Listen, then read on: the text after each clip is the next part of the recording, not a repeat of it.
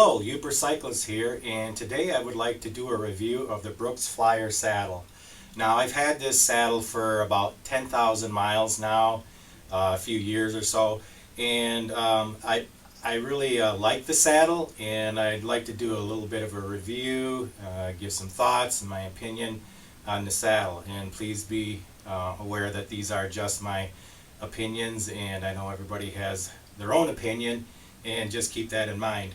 Yeah, I've had this saddle for about 5 years. Had it on a previous bike that I did some light touring with and commuting with, and then I transferred it to my Surly Long Haul Trucker and used that for touring. I liked the saddle so much there was no way I was going to part with it just because I switched bikes.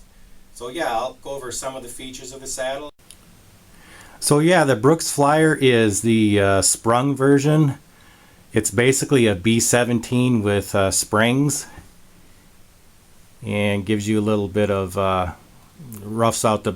smooths out the bumps a little bit. But being that it has springs, that makes it a little heavier than the other saddles. It comes in at 860 grams or 1.89 pounds. So it is a little on the heavier side. If I replace this saddle, I'll probably just go with a B17. I don't really know if the springs really make that big of a difference. Maybe they do and I just don't notice it, but yeah, I personally don't really think that I need the springs. Now, when I first got the saddle, as anybody that's had one of these Brooks saddles would know, that you have to break them in. So when the saddle first came, it was quite hard, and it looked a little different than it does now. Now it's broken in and it's fit to my sit bones right now. And so, but really, I've heard some people have a hard time adjusting and getting used to it in the break-in period, but I didn't think it was that bad. I really thought it was a comfortable saddle right from the start. Did it get more comfortable as I broke it in? Yes, it did. And it even looks a little different now. Over time, what will happen is it will start to dip a little bit in the middle. And when you first get the saddle on the bike, it's going to be pretty much from nose to the rear there. It's going to be more straight across there. You can see there's a little dip there.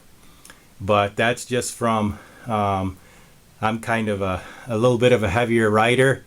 And I don't know if that has anything to do with it, but it does start to sag a little bit. But there is the tensioning nut on there you can play around with. I have tensioned mine some. When you get to the point where it's sagging too much and you're getting close to riding down on the rails underneath, you do need to tension it then.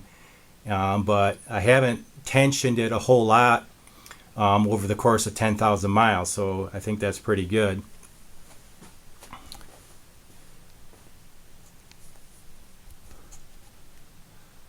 So yeah, there's a tensioning nut here in front, and Brooks gives you the tensioning wrench, the wrench that goes with the saddle here to tension that nut. And you don't want to tension it too much, you can damage the saddle.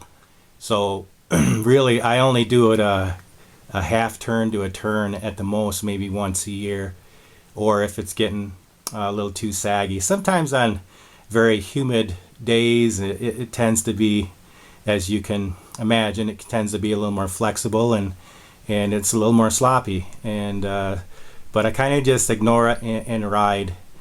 So yeah, you really don't want to over tension that, because there's only so much tensioning bolt there, and once you over tension it, you can damage the saddle itself, can pull it out of the rivets, the leather out of the rivets, or you could potentially run out of that bolt and you won't be able to tension it anymore, and then the saddle pretty much is done. I have heard in some cases that if you tension it too much, the sides here will start to splay out. I really haven't seen that happening from any of the tensioning that I've done. So, but I suppose it could be an issue. I know some people put holes down here and then lace it if that becomes a problem, but haven't had that issue. Fit.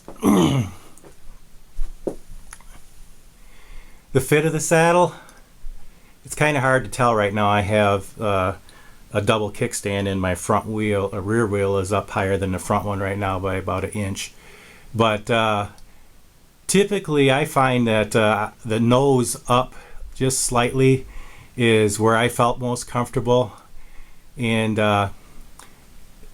it's also going to depend on the overall fit of your bike and the height of your seat. I have kind of a low seat post here. It just happens to be my legs are short.